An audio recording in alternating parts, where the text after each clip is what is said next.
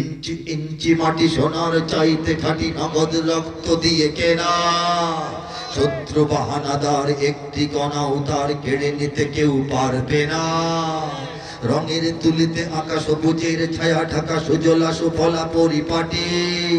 লক্ষ শহীদ গাজী রেখেছে জীবন বাজি, করেছে স্বাধীন এই মাটি। বাংলাদেশ আমার, বাংলাদেশ তোমার, বাংলাদেশ সবার প্রাণ। ধন্য ধন্য আমি সবার চাইতে দামি বাংলা মাটির সন্তান।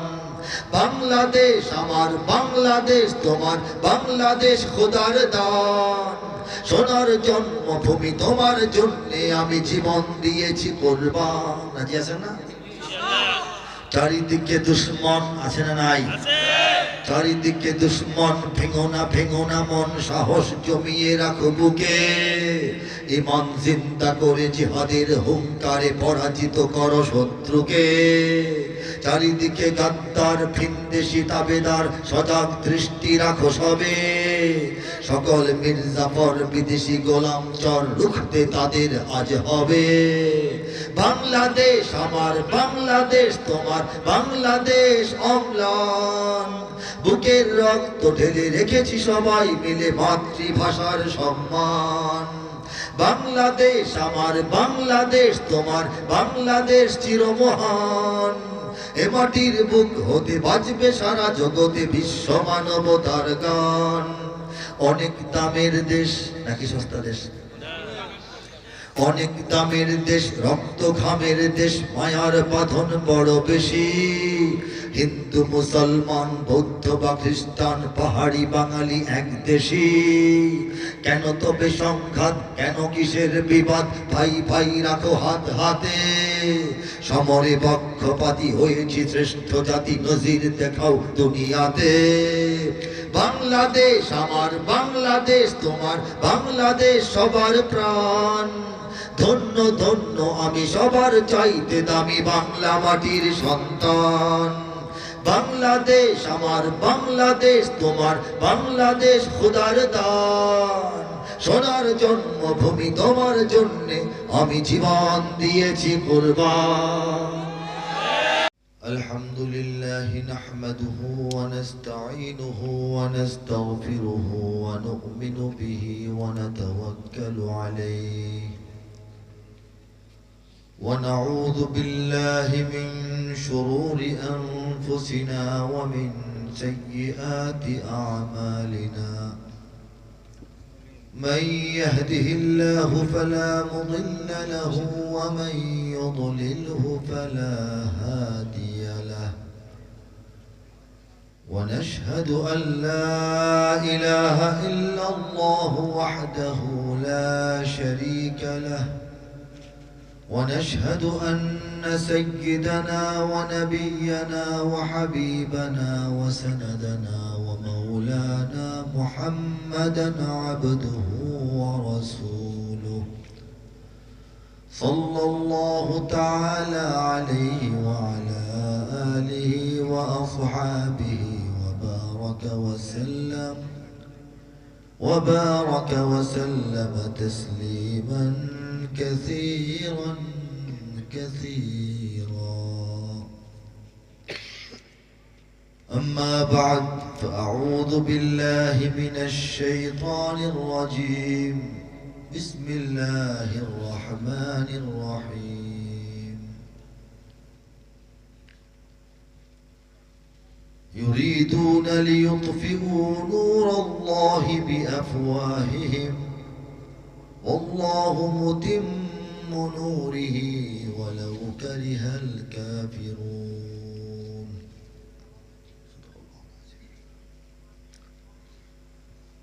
আজকের এই মাহফিল হযরত ওমর ইবনুল খাত্তাব রাদিয়াল্লাহু তাআলা আনহু কওমি মাদ্রাসার উদ্যোগে হাফেজ ছাত্রদের পাগড়ি প্রদান উপলক্ষে অষ্টম বার্ষিক তাফসীরুল কুরআন মাহফিল পড়া। সুবহানাল্লাহ, 7 বার হয়েছে, অষ্টম বার হচ্ছে। হাফেজ ছাত্রদেরকে পাগড়ি প্রদান করার জন্য সব ভালো খবর না? হযরত ওমর ফারুক রাদিয়াল্লাহু তাআলা আনহুর নামে এই মাদ্রাসা। ফারুক যিনি ফরককারী, ফরক ফারাক পার্থক্য পার্থক্য করে না, দুইটা জিনিসের মধ্যে ফারাক কি বলে না? ফারুক মানে যিনি হক এবং বাতিলের মধ্যে পার্থক্য করতে বলা বলেছে। ওনার নাম তো ওমর, কিন্তু ওনাকে উপাধি দেওয়া হয়েছে, নবীজি দিয়েছেন যে ওমর হচ্ছে ফারুক। সে সত্য মিথ্যার পার্থক্য বুঝে, হক এবং বাতিলের মধ্যে পার্থক্য কায়েম করে যে ব্যক্তি, সে হচ্ছে ফারুক। সেই মহান খলিফা, সেই মহান সাহাবী, সেই মহান আল্লাহ রসুল সাল্লাল্লাহু আলাইহি সাল্লামের শিষ্য, ছাত্র, সঙ্গী এবং শ্বশুর। বলেন সুবহানাল্লাহ। নবীজির শ্বশুর কিন্তু আমাদের মা হাফসার আব্বা। ওনার নামে মাদ্রাসা এই এলাকায় কায়েম হয়েছে। এই মাদ্রাসার তাফসিরুল কুরআন মাহফিল, মাহফিলটা হচ্ছে কোরআনের তাফসির হবে। এই মাহফিলের পরম শ্রদ্ধাভাজন সভাপতি, আমন্ত্রিত মেহমান বৃন্দ, উপস্থিত উলামা, তলাবা, হযরত, আল্লাহ এবং আল্লাহ রসুলকে প্রাণের চেয়েও বেশি যারা ভালোবাসেন, পিতা মাতা, ভাই বোন, বন্ধু বান্ধব, পাড়া প্রতিবেশী, টাকা পয়সা, ধন সম্পদ, নিজের মান সম্মান সবকিছু চাইতে ভালোবাসেন, সেই সব মুসলমানরা আমার সামনে বসা সবাইকে হৃদয়ের গভীর থেকে আন্তরিক অভিনন্দন জানাই। অনেক বিশিষ্ট ব্যক্তিদের নাম আছে, সামাজিক, রাজনৈতিক এবং ব্যবসায়ী, বিভিন্ন পেশার মানুষদের নাম আছে যারা এই এলাকার উল্লেখযোগ্য, প্রতিভাবান, গুরুত্বপূর্ণ ব্যক্তি। সবার প্রতি আমার ভালোবাসা এবং শ্রদ্ধা জ্ঞাপন করছি। রাত প্রায় 1:30 ঘটিকা, 1:30 বাজে প্রায়। মাহফিলের তারিখ 11ই নভেম্বর, কিন্তু মাহফিল চলছে 12ই নভেম্বর। বলেন সুবহানাল্লাহ। আস্তে আস্তে 12ই নভেম্বর নাকি? 2 দিন ব্যাপী মাহফিল হয়ে গেল, ভালো হয় নাই? হ্যাঁ, মাওলানা যিনি পরিচালনায়, মুফতি খালিদ সাইফুল্লাহ জিহাদি। খালিদ সাইফুল্লাহ বাড়ি না কোথায়? ময়মনসিংহ জেলার নান্দেল থানায় তার বাড়ি। কিশোরগঞ্জ জেলায় তার কিছু পড়াশোনা, সমস্ত পড়াশোনা শেষ করে সে আলেম হয়েছে আলহামদুলিল্লাহ, মুফতি আল্লাহ পাক বানিয়েছেন আলহামদুলিল্লাহ। সে আমার আব্বা মরহুম মাওলানা আতাউর রহমান খান রাহিমাহুল্লাহ, তিনি একজন বড় আলেম ছিলেন, বিখ্যাত মুফাসসির ছিলেন, সিরাতুন নবীর গবেষণা এবং আলোচনার জন্য অন্যতম ব্যক্তিত্ব ছিলেন, ইসলামিক ফাউন্ডেশনের গভর্নিং বোর্ডের চেয়ারম্যান ছিলেন, সদস্য ছিলেন, জাতীয় সংসদের 2 বার সদস্য ছিলেন, এমপি ছিলেন, 5-7টা মাদ্রাসার মোতায়েম ছিলেন, ঢাকা ফরিদাবাদ, ঢাকা 6, মিরপুর 6, কিশোরগঞ্জ আল জামিয়াতুল ইমদাদিয়া, জামিয়া ফারুকিয়া, জামিয়া মিল্লিয়া ঢাকা, বিফাকুল মাদ্রাসাল আরাবিয়া, বাংলাদেশ কওমি মাদ্রাসা শিক্ষা বোর্ডের তিনি 3 বার লাগাতার মহাসচিব ছিলেন। আমার আব্বার পরিচয় বললাম অন্য কারণে, আব্বার শেষ দিকের ছোট ছাত্র খালিদ সাইফুল্লাহ, হায়াতের শেষ দিকের নিচের ক্লাসের ছাত্র আর কি। সে আব্বাকে দেখেছে, খেদমত করেছে এবং তখন থেকেই পরিচয়। আমার ফারাগাতের অনেক পরে তাদের ফারাগাত, কিন্তু ঘনিষ্ঠতা আলহামদুলিল্লাহ। তার ভালোবাসার এই আহ্বান আমি প্রত্যাখ্যান করতে পারিনি। আজকে আমার আরো 2টো মাহফিল ছিল, দিনের বেলা একটা ছিল, এখন কোথায় যেন করলাম, এটা শ্রীপুর না ত্রিশাল। যাওয়ার সময় এত লম্বা জ্যাম, জানেন তো আজকে ওই মাহফিলটার গুরুত্বপূর্ণ 2 জন অতিথি যেতে পারেন নাই, মেহমান যেতে পারেন নাই, আমাদের সাখাওয়াত রাজি সাহেব যেতে পারেন নাই। আমি কিভাবে যেন ভিতর টিতর দিয়ে অনেক কষ্টে রওনা হয়েছি, একদম দুপুরের পরে, এই রাত 10:30টায় গিয়ে পৌঁছায়া 11:30 পর্যন্ত বয়ান করে সেখান থেকে রওনা হয়ে এখন দেখলাম যে একদম ভয়াবহ জ্যামটা নাই, এই জন্য আসতে পেরেছি। আমার মেহনত প্রতিদিনের মেহনত, এটা সমস্যা নাই, কিন্তু আপনারা যে রাত 1:30টা পর্যন্ত বসে আছেন, এই জন্য আপনাদেরকে অন্তর থেকে ধন্যবাদ। আল্লাহ রাব্বুল আলামিন বলেছেন, কে বলেছেন? আমাদেরকে বলছেন, আল্লাহ কি বলেছেন এই কথাগুলি শোনার জন্যই আমরা এখানে বসে আছি। বলেন সুবহানাল্লাহ। শেষ জমানায়, কাফের হওয়ার জমানায়, মুশরিক হওয়ার জমানায়, নাস্তিক হওয়ার জমানায়, বদমাশ হওয়ার জমানায়, শয়তানের চেলা হওয়ার জমানায় আমরা মাটির মধ্যে এই পচা জিনিস বিছায়া বসে আছি আল্লাহর কথা শোনার জন্য। আলহামদুলিল্লাহ বলবেন। এই হেদায়েতের উপর কে রাখছেন? মান ইয়াহদিহিল্লাহ ফালা মুদিল্লা লাহ। আল্লাহ যাকে হেদায়েত দেন তাকে কেউ গোমরাহ করতে পারে না। এনজিও গুলো করতে পারে না, মিডিয়া মিথ্যা কথা বলে গোমরাহ করতে পারে না, অত্যাচারী শাসক 16 বছর শাসন করে গোমরাহ করতে পারে না। ঠিক কিনা বলেন? আল্লাহ হেদায়েতের উপর রাখছেন আমাদেরকে। আর যে শয়তান হয়ে যায় তাহলে আল্লাহ ভালো না বানাইলে নবীরা ভালো বানাইতে পারে না। পারে? আবু জাহেল নবীজির চাচা না, এলাকার শয়তান ছিল না? নবীর দাওয়াতে কাজ হয়েছে, আল্লাহর ফয়সালা ছিল না, এই জন্য হয় নাই। আবু তালেব ভালো মানুষ না? মক্কার ভালো লোক, মক্কার ভদ্রলোক, মক্কার জ্ঞানী লোক, মক্কার গুণী লোক, মক্কার ধৈর্যশীল লোক, মক্কার আস্থাভাজন লোক, মক্কার বিশ্বাসী লোক, মক্কার সে একজন বিচার আচার করতে পারার মতো জ্ঞানী গুণী লোক। হ্যাঁ, জ্ঞান গরিমার শেষ নাই, ভালো গুণের শেষ নাই। আল্লাহর শের রাসূলের শেষ আপন চাচা, রাসূলকে ছোট বয়স থেকে পিতৃহীন মাতৃহীন রাসূলকে পেলে আদর করে সোহাগ করে একদম বড় করে ব্যবসাপাতি শিখিয়ে শাম শহর ঘুরিয়ে বিয়ে শাদী করিয়ে কাফেরদের হাত থেকে বাঁচিয়ে কি সে করে নাই বলেন? ভালো কাজে কোনটা সে করে নাই? আর মানুষ হিসাবে তার তো কোনো দোষ নাই। চুরি নাই, ডাকাতি নাই, মানুষের হাতে প্রতারণা নাই, বিশ্বস্ত লোক। মক্কার নেতাকে এমনি হয়ে গেছেন, কিন্তু কপালে হেদায়েত নাই। ঠিক কিনা বলেন? নবী সাল্লাল্লাহু আলাইহি সাল্লামকে সে করে নিয়েছে। বলা সুবহানাল্লাহ। নবীজির চামড়া, নবীজির ত্বক, নবীজির চোখ, নবীজির লালা তার গায়ে লাগছে, লাগে নাই?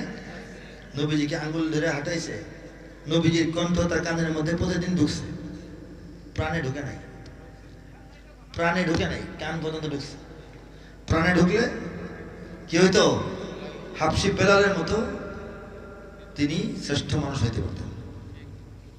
হাবশী বেলাল, তার প্রাণের মধ্যে নবীর কথা ঢুকে গেছে, এই জন্য তাকে মারে, তাকে পিটে, তাকে পোড়ায়, তাকে জ্বালায়, তাকে চাবুক মারে, তাকে কাটে, তাকে চিৎ করে রৌদ্রের মধ্যে এই একদম মরুভূমির মধ্যে ফেলে রাখে, কিন্তু তিনি বলেন আহাদ আহাদ আহাদ। ঠিক কিনা? এটা হচ্ছে মান ইয়াহদিহিল্লাহ ফালা মুদিল্লা লাহ। হযরত বিলাল রাদিয়াল্লাহু আনহু তিনি যখন মার খেতে খেতে আর রৌদ্রের মধ্যে কলিজাটা শুকায়া আওয়াজ বের হয় না, আওয়াজ বের হয় না, ওনার জিহ্বার নিচে একটা এই জ্বলন্ত কয়লা দিয়ে দেওয়া হয়েছে। কারণ উনি কালিমা পড়েন, আল্লাহু আকবার বলেন। ওনাকে এটা দেয়া দেওয়ার পর তিনি আর কিছু বলতে পারেন না, শুধু বলেন আহাদ আহাদ। প্রশ্ন হলো যদি আহাদ শব্দটা যতটুকু বড়, আল্লাহ শব্দটা তো অতটুকুই বড়। আল্লাহই বলতেন, ছোট্ট শব্দ করতে পারতেছেন উনি আহত অবস্থায়, ওনার আল্লাহ আল্লাহ বলতে পারতেন না। কেন পারেন নাই বুঝতে পারছেন? জিহ্বাটা লাগে না। আল্লাহ আল্লাহ জিহ্বাটা লাগতে হয় না, হয় না, কারণ এটা এই হয়ে গেছে, নিষ্ক্রিয় হয়ে গেছে, বলা যায়। আহাদ আহাদ বলতে পারতেছেন। এটা শুধু একমাত্র কারণ না, আর একটা মৌলিক কারণ আছে। মুফাসসিরিন কেরাম বলেন আল্লাহ আল্লাহ বললে এটা কাফের, এই মক্কার মুশরিকদের কোনো সমস্যা নেই। মক্কার মুশরিকরাও আল্লাহকে আল্লাহই বলতো। আল্লাহ কি বলতো? তারা আল্লাহকে আল্লাহই বলতো। এমনকি ইসলামের প্রথম যে জিহাদ, যে জিহাদে মুসলমানদের বিজয় না হলে ইসলাম চারা গাছের যখন সাইজ ছিল ইসলাম, তখন এটা নিশ্চিন্ন হয়ে যেত, বট গাছের মতো হতো না। সেই বদর যুদ্ধ জানেন না সবাই? বদর যুদ্ধে আল্লাহ রাসূল সাল্লাল্লাহু আলাইহি ওয়াসাল্লাম তো সাহাবাদেরকে নিয়ে রওনা হয়েছেন, মদিনা থেকে বের হয়েছেন। আর আবু জাহেল তার বাহিনী নিয়ে কোথেকে রওনা হয়েছে? কোথেকে? মক্কা থেকে। মক্কা এসে আল্লাহর শ্রেষ্ঠ বান্দা, শ্রেষ্ঠ নবী, শ্রেষ্ঠ পেয়ারা হাবিবের সঙ্গে লড়াই করতে যায়। সে কাবার গিলাফ ধরে আল্লাহর কাছে কান্নাকাটি করে, হে আল্লাহ, যারা হকের উপর আছে তাদেরকে বিজয় দান করো। সে কিন্তু দোয়া করছে কার কাছে?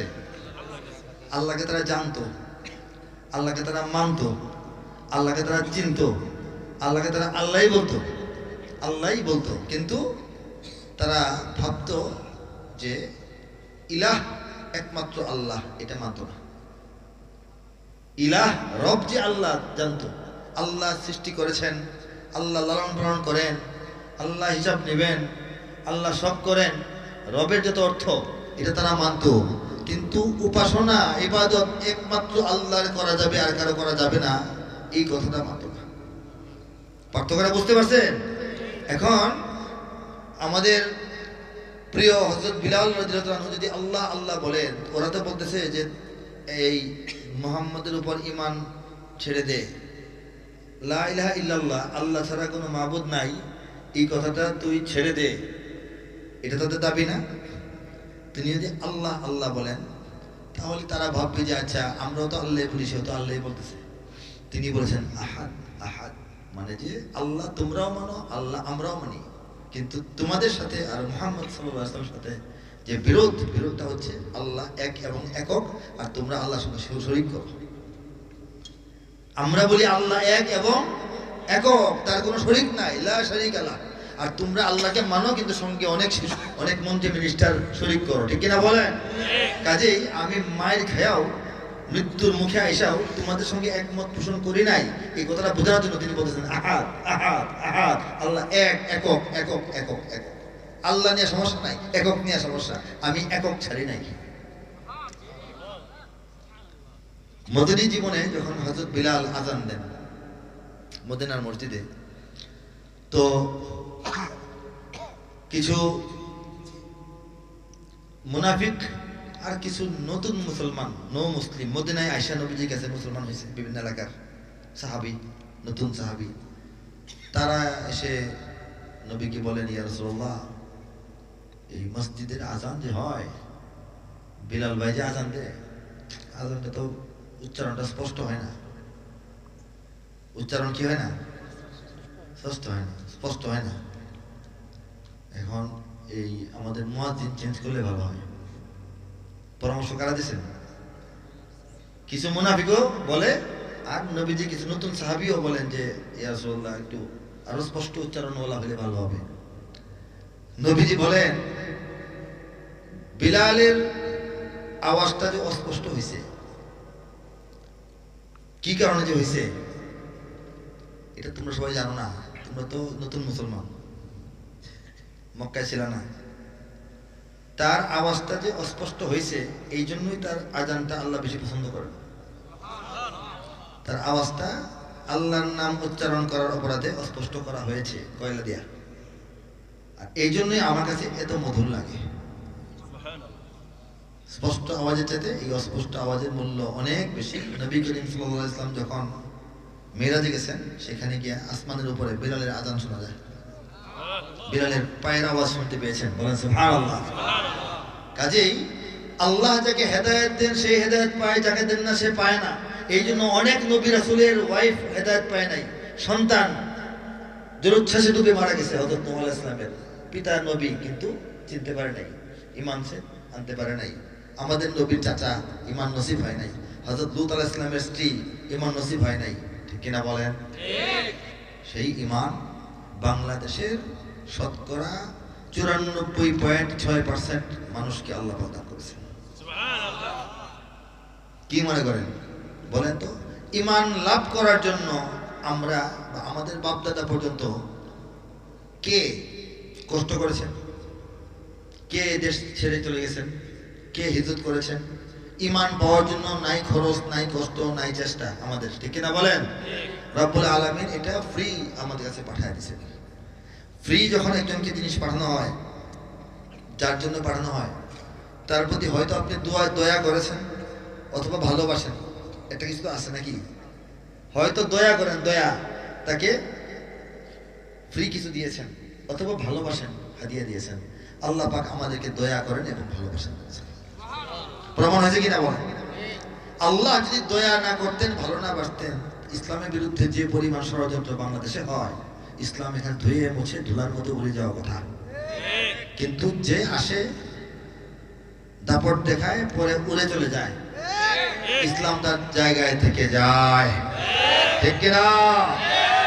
এদেশে আল্লাহু আকবারের সুরে সূর্য ওঠে, এদেশে আল্লাহু আকবারের সুরে সূর্য ডোবে, এদেশে আল্লাহু আকবারের সুরে সূর্য ওঠে, এদেশে আল্লাহু আকবারের সুরে সূর্য ডোবে। এদেশের মাল্লা মাঝি কিষান মজুর সবার ঠোঁটে শোনো রে লা ইলাহা ইল্লাল্লাহর জিকির ওঠে। এদেশের মাল্লা মাঝি কিষান মজুর সবার ঠোঁটে শোনো রে লা ইলাহা ইল্লাল্লাহর জিকির ওঠে। ইমানের তপ্ত আগুন জ্বলছে সবার বুকে বুকে, ইমানের তপ্ত আগুন জ্বলছে সবার বুকে বুকে। সে আগুন দেশ হতে দেশ দেশান্তরেও জ্বলতে হবে। এদেশে আল্লাহু আকবারের সুরে সূর্য ওঠে, এদেশে আল্লাহু আকবারের সুরে সূর্য ডোবে। প্রতিদিন সূর্য উদিত হয় বাংলার জমিনে আল্লাহু আকবারের আজানের ধ্বনির পর পর। প্রতিদিন সূর্য অস্তমিত যায় মাগরিবের সময় হইলে আল্লাহর নামটা উচ্চারণ হওয়ার পর, ঠিক কিনা বলেন? আর একটা বিষয় বুঝতে হবে, ইমানের তপ্ত আগুন জ্বলছে সবার বুকে বুকে। কার কার বুকে আছে? লিল্লাহি তাকবীর, লিল্লাহি তাকবীর। পরের লাইনটা খুব ভয়াবহ দুশমনদের জন্য। সে আগুন দেশ হতে দেশ দেশান্তরেও জ্বলতে হবে। আমরা বলি এই আগুন নিয়ে বসে থাকবো না, সারা দুনিয়া ইমানের আগুন ছড়ায় দেওয়া আমাদের কাজ। এই যে আমাদের কাজ, আমাদের যে প্রত্যয়, আমাদের যে ঘোষণা, এইটার ভয়ে দিল্লি থরথর করে কাঁপতে থাকে, ওয়াশিংটন থরথর করে কাঁপতে থাকে, তেল আবিব কাঁপতে থাকে, বেইজিং কাঁপতে থাকে, ঠিক কিনা বলেন? কাঁপতে থাকে বলেই এমন কিছু ব্যক্তি, গোষ্ঠী, সংগঠন, সংস্থা, কোম্পানি, এমন কিছু গভর্নমেন্ট তারা বসায় রাখে যারা ইমানের আগুনের চুলাটা একটু কমায় রাখে। বাংলাদেশে বেশি জ্বললে আবার আশপাশে ছড়ায় গেলে সমস্যা না? হ্যাঁ, এই ভয়ে তারা বাংলাদেশের ইমান কন্ট্রোল, ইমানি জজবাকে নিয়ন্ত্রণের জন্য শত শত এনজিও, শত শত নাস্তিক মোরতাদ, শত শত কবি, সাহিত্যিক, লেখক, গবেষক, টেলিভিশন, রেডিও, নাটক, সিনেমা চলতেছে। কিন্তু রব্বুল আলামিন ছাই চাপা ইমানকে বারবার জাগিয়ে তোলেন, কারণ তিনি আমাদেরকে মায়া করেন, দয়া করেন, ভালোবাসেন। এদেশের জলে স্থলে, এদেশের ফুল ফসলে, এদেশের সবুজ মাটি, সবুজ ঘাসে, সবুজ বনে, মদিনার সবুজ মিনার ঝলসে ওঠে দুই নয়নে। এদেশের সবুজ মাটি, সবুজ ঘাসে, সবুজ বনে, মদিনার সবুজ মিনার ঝলসে ওঠে দুই নয়নে। এদেশের শিকড় তো নয় দিল্লিতে বা ওয়াশিংটনে, এদেশের শিকড় তো নয় দিল্লিতে বা ওয়াশিংটনে, এদেশের শিকড় জানি ছড়িয়ে আছে দূর আরবে। এদেশে আল্লাহু আকবারের সুরে সূর্য ওঠে, এদেশে আল্লাহু আকবারের সুরে সূর্য ডোবে, এদেশে আল্লাহু আকবারের সুরে সূর্য ওঠে, এদেশে আল্লাহু আকবারের সুরে সূর্য ডোবে। এদেশের শিকড় যে দিল্লিতে নয়, এটা দিল্লিকে আমরা বুঝাইতে পেরেছি। ইদানিং বুঝাই নেই, দিল্লিকে একটা বুঝ দিয়ে দিছি যে এখানে আসার আপনাদের আশা নাই, ঠিক কিনা? বাংলাদেশে তোমাদের ভাত নাই, এটা বুঝিয়ে দিছি। ওয়াশিংটন তারা একটু আশা করতেছে এদিকে আগে আসার, বন্ধুত্বের সীমানা পর্যন্ত আমরা আসতে দিব, প্রভুত্বের সীমানায় পা বাড়াইলে তাদেরকেও সবক দিতে হবে। কারা তৈরি আছেন হাত তুলে? আল্লাহু আকবার, আল্লাহু আকবার। আরে বাংলাদেশ কি যেই সেই এলাকা নাকি?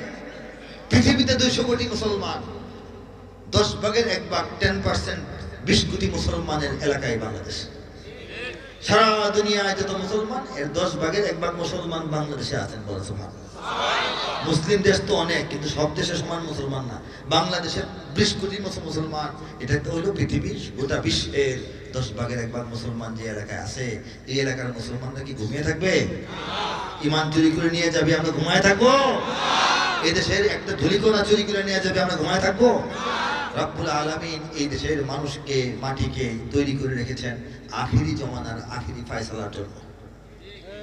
একদিকে হক, একদিকে বাতিল, একদিকে কুফর, একদিকে ঈমান, একদিকে শিরক, একদিকে তাওহীদের যখন লড়াইটা হবে, সেই লড়াইয়ে কাজে লাগানোর জন্য রিজার্ভ ফোর্স হিসেবে বাংলাদেশের জনগণকে আল্লাহ পাক তৈরি করতেছেন, ঠিক কিনা? এটা তারা বোঝে না। নানা রকম কলা কৌশল ফন্দি আটে লাভ হবে না। আল্লাহ বলেছেন ইউরিদুনা লিইউতফিউ নূরাল্লাহি বিআফওয়াহিহিম, আমার শত্রুরা, ইসলামের দুশমনরা, দ্বীনের দুশমনরা, আমার নবীর দুশমনরা, হে মুসলমান তোমাদের দুশমনরা চায় আল্লাহর বাতি ফু দিয়ে নিভাই ফেলতে চায়। আল্লাহু মুতিম্মু নূরিহি, কিন্তু আমি আল্লাহ কি চাই, আল্লাহ চান তার বাতিকে পূর্ণাঙ্গ রূপে প্রজ্বলিত করবেন। ওয়ালাউ কারিহাল কাফিরুন, এই কাজ আল্লাহ করবেনই, যদিও কাফেরদের ভালো লাগে না, মন খারাপ হয়, খেস করে কথা বলে, মানববন্ধন করে, ওই যে আর্টিকেল লেখে, পত্রিকায় লেখে, সংসদে চিল্লাচিল্লি করে, টকশোর মধ্যে বকবক করে, কোনো লাভ হবে না। আল্লাহ বলেছেন, আল্লাহ বলছেন যদিও তাদের সহ্য হয় না, ভালো লাগে না, কষ্ট পায়, রাগ উঠে, কিন্তু আমার বাতি আমি কমপ্লিট আকারে জ্বালাবই, তাদের ফুতে বাতি নিবে না। কে বলেছেন কথাটা? আমি আপনি হুমকি দিচ্ছি না, আল্লাহ বলেছেন। আল্লাহ কথার মধ্যে কোনো আছে ভুল আছে? আল্লাহ কথা যে ভুল নাই, এটার প্রমাণ হচ্ছে বাংলাদেশ। বলেন সুবহানাল্লাহ। কোরআনের অনেক আয়াতের বাস্তব প্রমাণ হচ্ছে বাংলাদেশ। বাংলাদেশকে কি মনে করেন? এখানে কত রকমের কলা কৌশল আল্লাহর বাতি নিবানোর, অথচ আল্লাহর বাতি জ্বলে। মাদ্রাসা কমে না বাড়ে? মসজিদ কমে না বাড়ে? আলেম কমতেছে না বাড়তেছে? হাফেজ কমতেছে না বাড়তেছে? মুফতি সাহেবের সংখ্যা কমে না বাড়ে? কেমনে বাড়ে? আল্লাহ বাড়ান। বলেন সুবহানাল্লাহ। মাহফিল বন্ধের পায়তারা 116 জন আলেমের তালিকা করা হয়েছিল, মনে আছে আপনাদের? হ্যাঁ, ওরা বলেছিল যে 1 বছরের গভীর গবেষণার ফল, 1 বছর গবেষণা করে তারা বাংলাদেশের মধ্যে অশান্তি সৃষ্টিকারী এই 116 জন আলেমের নাম লিখেছে তাদের ভাষায়, তাই না?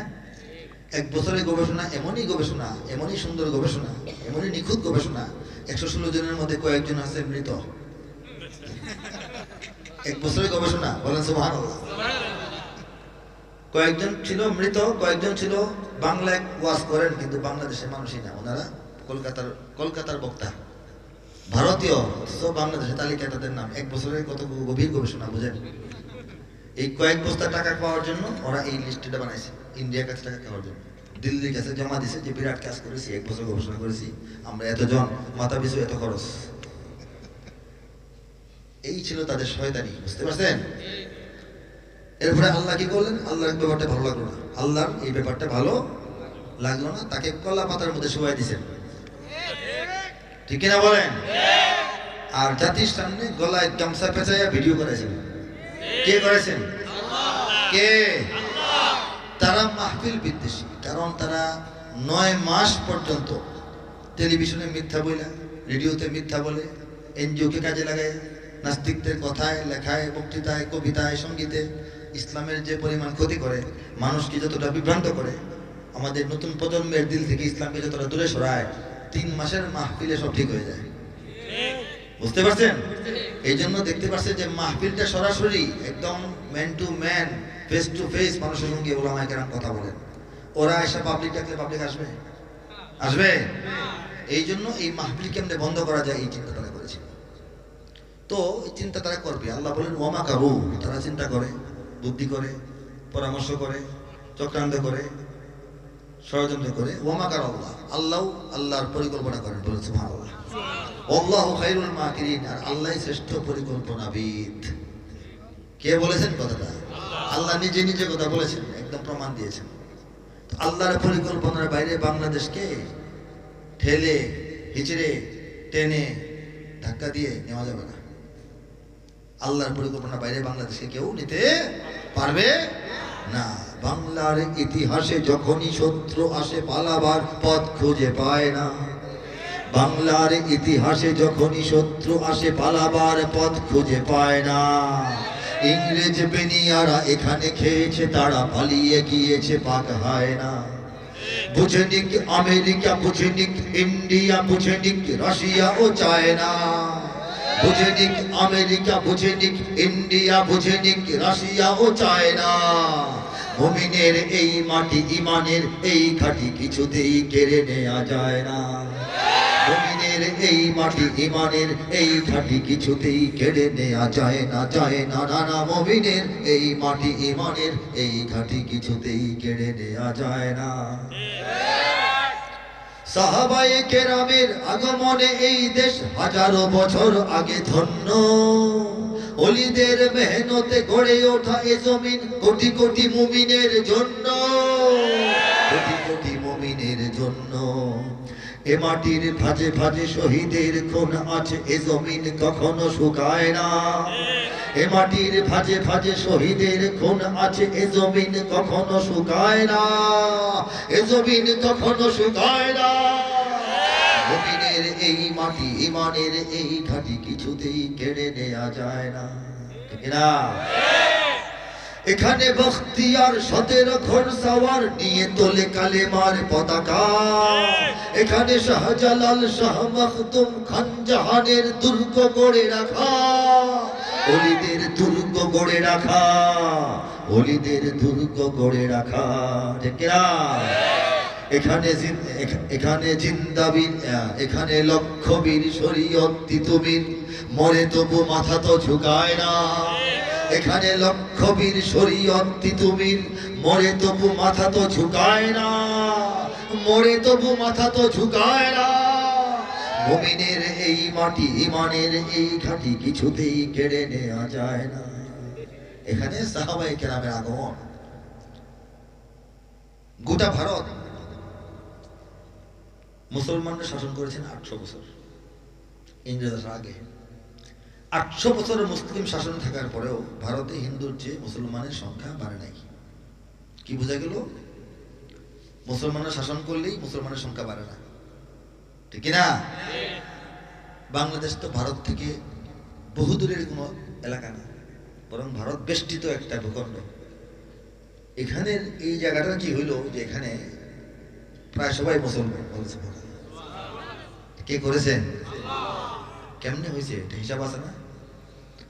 নবী করিম সাল্লাল্লাহু আলাইহি ওয়াসাল্লাম, সবাই বলি সাল্লাল্লাহু আলাইহি ওয়াসাল্লাম, নবুয়ত লাভ করার পর, নবী হিসেবে প্রকাশিত হওয়ার পর, ঘোষিত হওয়ার পর 13 বছর মক্কায় ছিলেন। হিজরত করে গিয়ে মদিনায় আরো 10 বছর ছিলেন। নববী জীবন 23 বছর, আর নবুয়ত প্রকাশ পাওয়ার আগে তিনি 40 বছরের জীবন, ঠিক কিনা? 40 আর 23, 63 বছরের পবিত্র হায়াত। মক্কায় যে ছিলেন 13 বছর, বহু কষ্টে। প্রথম 5 বছর অত্যাচার, নির্যাতন, যত রকমের আছে কাহিনী শোনেন। প্রথম 5 বছরই বেশি। এটা হইতে হইতে হইতে হইতে নবী করিম সাল্লাল্লাহু আলাইহি ওয়াসাল্লাম একবার কিছু সাহাবীকে অনুমতি দিলেন, তোমরা যাদের পক্ষে সম্ভব, যাদের সাহস আছে, শক্তি আছে, কিছু টাকা পয়সা সঙ্গে আছে, হ্যাঁ, তোমরা মক্কা ছেড়ে চাইলে একটা জায়গায় হিজরত করে চলে যেতে পারো দিনের দাওয়াত দেওয়ার জন্য। আবিসিনিয়া, আরব সাগর পার হলেই যাওয়া যায়, লোহিত সাগর। আবিসিনিয়া হচ্ছে বর্তমান ইথিওপিয়া, তৎকালীন হাবশা, বিলাল হাবশার বাড়ি। কিছু সাহাবী চলে গেলেন, 82-83 জন সাহাবী, পুরুষ নারী পুরুষ মহিলা মিলে 82 জন সাহাবী চলে গেলেন। এই সাহাবীরা যে গেছেন নবুয়তের 5ম বছর, এই সাহাবীরা অনেকেই পরবর্তীতে আর মক্কায় ফিরে আসেন নাই। মক্কার বাকি ইতিহাস তাদেরকে পাওয়া যায় না। হিজরতের মধ্যে তারা নাই, মসজিদ নবী বানানোর সময় তারা নাই, বদর যুদ্ধে নাই, বায়াতে রিজওয়ানে নাই, উহুদ যুদ্ধে নাই, হুদায়বিয়া সন্ধিতে নাই, মক্কা বিজয়ে নাই। সাহাবীরা গেলেন কই? তারা আর এখান থেকে মক্কায় ফেরত আসেন নাই। কিছু সাহাবী তারা আবিসিনিয়া থেকে জাহাজ বোঝাই ব্যবসার মালামাল, আরবরা তো ব্যবসায় তখন অভ্যস্ত ছিলেন, নবীজির জন্মের আগে থেকে আরবরা ব্যবসায়ী, ব্যবসার মালামাল এবং ইমানের দাওয়াত দুইটা নিয়ে পৃথিবীর বিভিন্ন জায়গায় চলে গেছেন জাহাজ যুগে, পানি পথে দাওয়াতের কাজে। মক্কায় ফিরে এসে দরকারটা কি? তাদের কথা হলো যে আল্লাহ রাসূলের যে বাণী এটা ছড়াইতে হবে, ঠিক না? এই ছড়ানোর দাওয়াতের তাগিদে তারা চলে গেছেন। এই তাগিদে সাহাবায়ে কেরাম পৃথিবীর নানা প্রান্তে গেছেন। এর মধ্যে নবী সাল্লাল্লাহু আলাইহি ওয়াসাল্লাম তখনও মক্কায়, তখনও কোথায়? মক্কায়। মদিনাওয়ালারা নবীজির সঙ্গে আসে কানাকানি ফিসফিস মিটিং করে, ইয়া রাসূলুল্লাহ আপনাকে নিয়ে যাব, একটা দুইটা আকাবায়ে উলা, আকাবায়ে সানি আছে না, এগুলি তখন চলতেছে। ওই অবস্থায় এখন হলো 2024, ওটা ছিল 618, অনেক আগে না, 618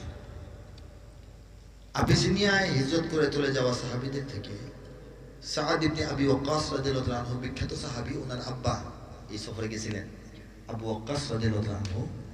তার নেতৃত্বে 4 জন সাহাবী, মতান্তরে 8 জন পর্যন্ত হইতে পারে, 5, 6, 7 হইতে পারে। এই কয়েকজন সাহাবী আরব সাগর, ভারত সাগর পার হয়ে আবিসিনিয়া থেকে চিটাগাং দিয়ে বাংলাদেশে প্রবেশ করেছে। কবে কথা? মদিনাবাসী তখন নবীকে পায় নাই, মদিনাবাসী তখন নবীজিকে পায় নাই। তলা আল বাদু আলাইনা সঙ্গীত গিয়ে নবীজিকে যে আহলান সাহলান জানাইলো, এই ঘটনা আরো 2-3 বছর পরে। এর আগে নবী তখন মক্কায়, কিছু সাহাবী নবীর হাত থেকে ইমানের পুট্টাটা নিয়ে বাংলাদেশে এসে পড়ছে। বাংলাদেশে ইসলাম ও মুসলমানদের শিকড় কত অতীতে, কত গভীরে, নাস্তিকরা যদি চিন্তা করতো পাগল হয়ে যেত, ঠিক না বলেন? সাহাবীরা 1.5 বছর বাংলাদেশের জমিনে বসবাস করছে। আমাদের চিটাগাং থেকে খুলনা পর্যন্ত, সুন্দরবন পর্যন্ত উপকূল ধরে ধরে তাদের যাত্রা হয়েছে। সেই সাহাবায়ে কেরাম ইসলামের বীজ প্রথম বাংলার জমিনে দিয়ে গেছে। এরপর আউলিয়ায়ে কেরাম তো অসংখ্য অগণিত এই দেশে আসছেন। অনেক জিহাদ, যুদ্ধ, অনেক শাহাদাত, অনেক কলিজার রক্ত বাংলার জমিনে মিশে গেছে। এই জমিনটাকে আল্লাহ পাক এভাবে পাক পবিত্র এবং প্রস্তুত করেছেন শুধুমাত্র ইসলামের জন্য। ভয়ের কিছু আছে? হ্যাঁ, 1205 খ্রিস্টাব্দে ইখতিয়ারউদ্দিন মুহাম্মদ বিন বখতিয়ার খিলজি তিনি বাংলাদেশে প্রবেশ করেছেন 3 থেকে 3,500 সৈন্য নিয়ে। তখন লক্ষণ সেন ক্ষমতায়, লক্ষণ সেনদের তো শাসন, হিন্দুদের জালিম শাসক লক্ষণ সেন। বখতিয়ার যখন প্রবেশ করেন বঙ্গে, এমন একটা রাস্তা দিয়ে আসছেন যে পাহাড়ের গিরিপথ, গোপনে প্রবেশ করার জন্য গিরিপথ হওয়ার কারণে পুরা বাহিনী ওনার সঙ্গে আসতে পারে না, আটকে গেছে অনেকে। একটা ভিড়ের মধ্যে হাঁটলে 3 বন্ধু একসাথে হাঁটা যায় না, আগে পিছু হয়ে যায় না, এমন হয়ে গেছে। তিনি আসলেন, বললেন যে হ্যাঁ, যে যার মতো পার হওয়ার পরে এক জায়গায় জমা হয়ে তারপর আক্রমণ করা হবে।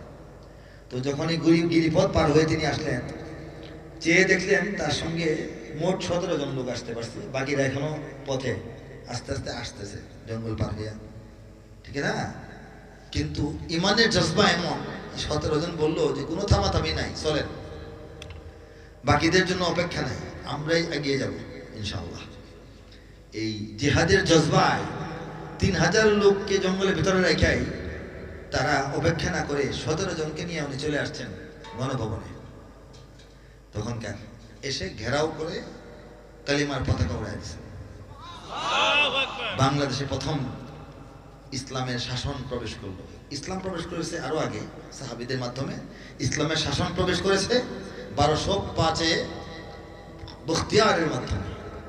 এরপর 1305, 100 বছর পর, বখতিয়ারের ঠিক 100 বছর পর হযরত শাহজালাল ইয়ামানি তিনি 360 জন সঙ্গী সাথী নিয়ে আবার আধ্যাত্মিকভাবে ইসলামের প্রবেশ সিলেট দিয়ে বাংলাদেশে এসে বলেছেন। তো বাংলাদেশ কতভাবে আল্লাহ পাক সাজাইছেন, গুছাইছেন। এই বাংলাদেশে আমরা যে রাত 1টা, 2টা, 3টা পর্যন্ত বাড়ি ঘর, ব্যবসা পাতি, দোকানপাট, ফ্যামিলি রেখে এসে আল্লাহ এবং আল্লাহ রাসূলের কথা শুনি, ইসলামের বিজয়ের কথা শুনি, এতে আমাদের অন্তরটা ভরে যায়, পেটে ক্ষুধা থাকলেও মন ভরে যায়। এটা কার দান? আল্লাহ। ইঞ্চি ইঞ্চি মাটি সোনার চাইতে খাঁটি নগদ রক্ত দিয়ে কেনা, শত্রু বাহানাদার একটি কণা উতার কেড়ে নিতে কেউ পারবে না। রঙের তুলিতে আকাশ সবুজের ছায়া ঢাকা সুজলা সুফলা পরিপাটি, লক্ষ শহীদ গাজী রেখেছে জীবন বাজি, করেছে স্বাধীন এই মাটি। বাংলাদেশ আমার, বাংলাদেশ তোমার, বাংলাদেশ সবার প্রাণ। ধন্য ধন্য আমি সবার চাইতে দামি বাংলা মাটির সন্তান। বাংলাদেশ আমার, বাংলাদেশ তোমার, বাংলাদেশ খোদার দান। সোনার জন্মভূমি তোমার জন্যে আমি জীবন দিয়েছি কোরবান। রাজি আছেন না? চারিদিকে দুশ্মন আছে না নাই? চারিদিকে দুশ্মন, ভেঙো না মন, সাহস জমিয়ে রাখো বুকে। ইমান জিন্দা করে জিহাদের হুঙ্কারে পরাজিত করো শত্রুকে। চারিদিকে গাদ্দার ভিনদেশি তাবেদার, সজাগ দৃষ্টি রাখো সবে। সকল মির্জাফর বিদেশি গোলাম চর, রুখতে তাদের আজ হবে। বাংলাদেশ আমার, বাংলাদেশ তোমার, বাংলাদেশ অম্লান। বুকের রক্ত ঢেলে রেখেছি সবাই মিলে মাতৃভাষার সম্মান। বাংলাদেশ আমার, বাংলাদেশ তোমার, বাংলাদেশ চিরমহান। এ মাটির বুক হতে বাজবে সারা জগতে বিশ্ব মানবতার গান।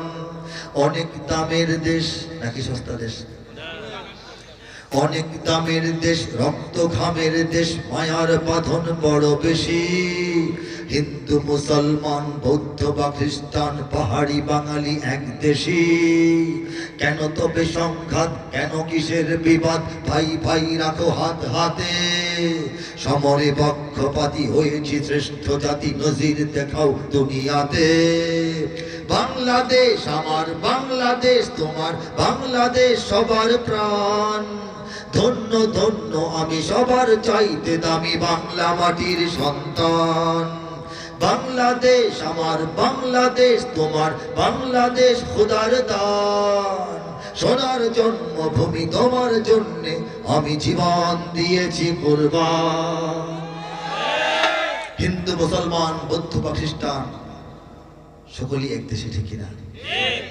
এত ভালো কথা বলি এরপরে ভালো লাগে না। হ্যাঁ, বখতিয়ার খিলজি বাংলাদেশে আসছিলেন কেন জানেন? রাজা লক্ষণ সেনের প্রাসাদে একজন সতী সাধ্বী হিন্দু বিধবা নারীকে জুলুম করা হচ্ছে।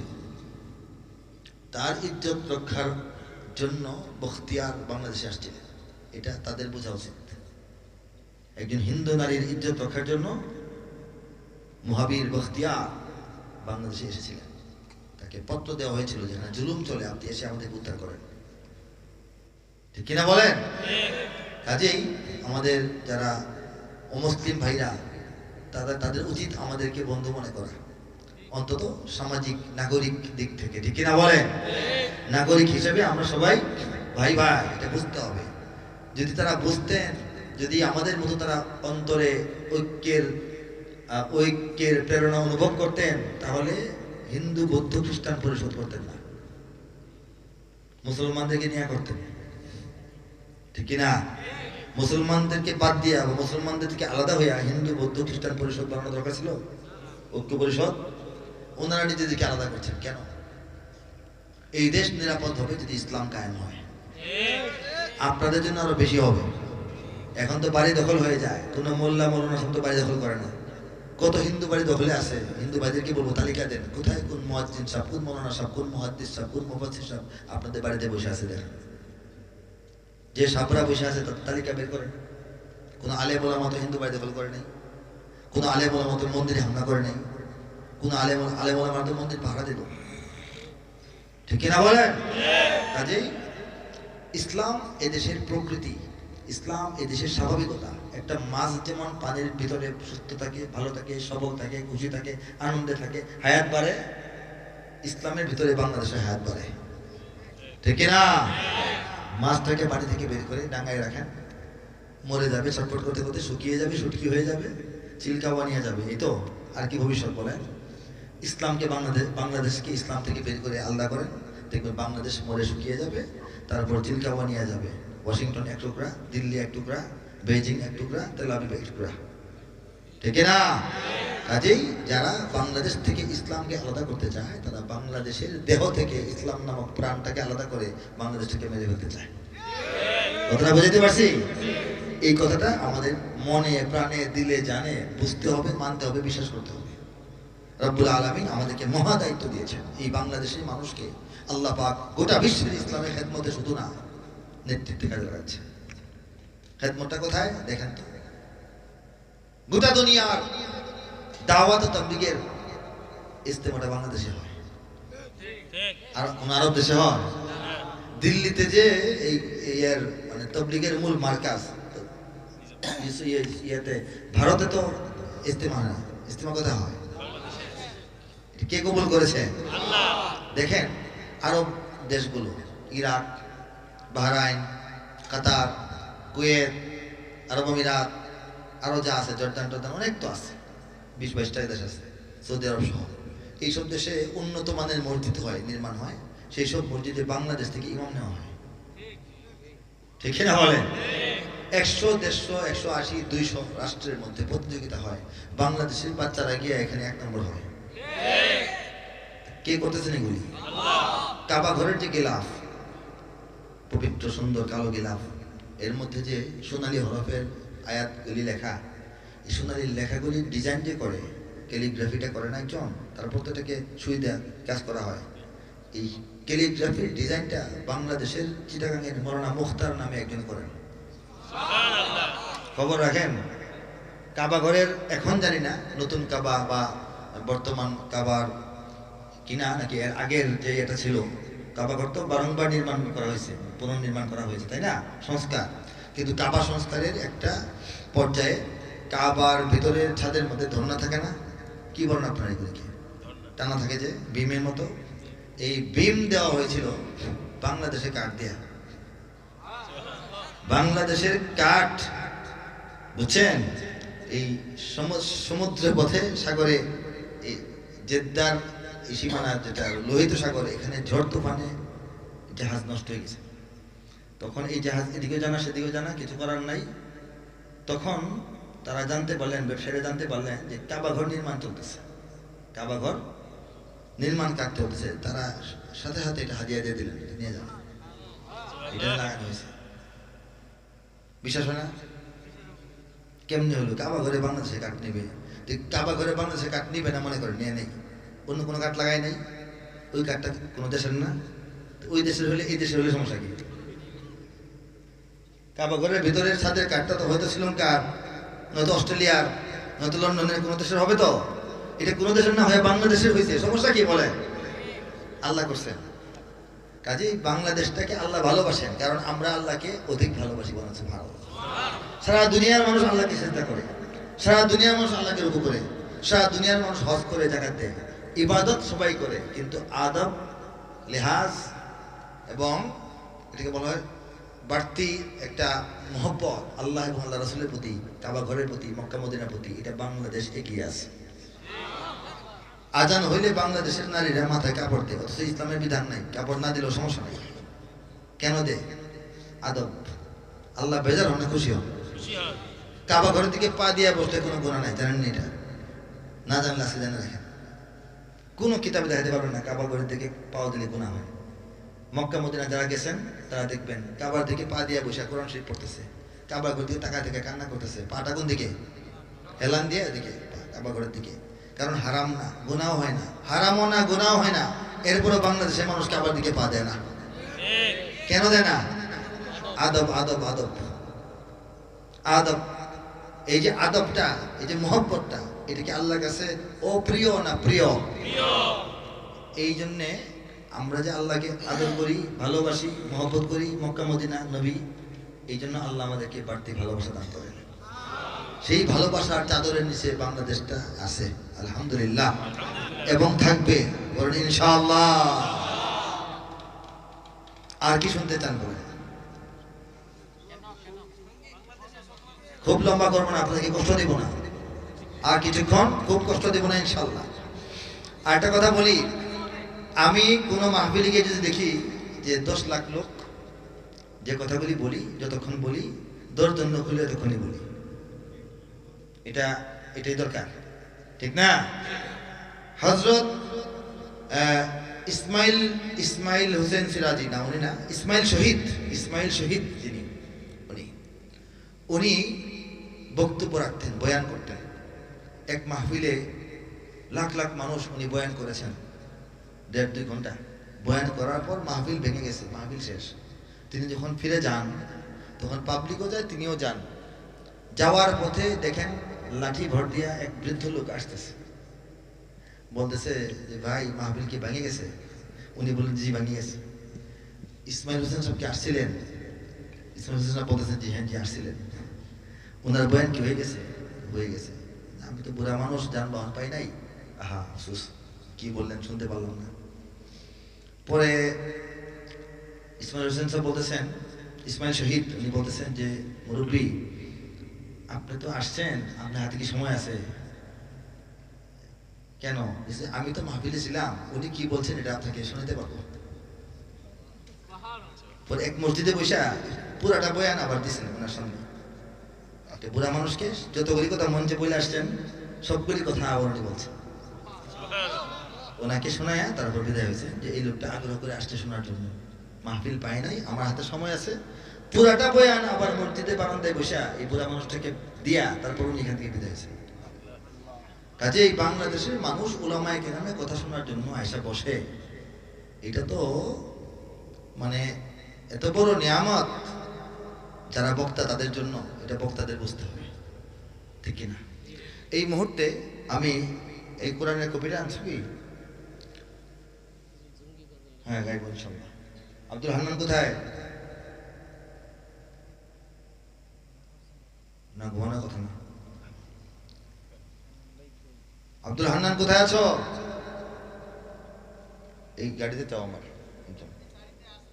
হ্যাঁ ঠিক আছে, মাশাআল্লাহ। আচ্ছা, জঙ্গি না? এদেশের আলেমদের কাছ থেকে মানুষদেরকে দূরে রাখার জন্য, আলেমদেরকে ছোট বানানোর জন্য, জনগণের কাছে অবিশ্বস্ত বানানোর জন্য স্বাধীনতার পর থেকে চেষ্টা করেছে। প্রথম বলা হয়েছে স্বাধীনতা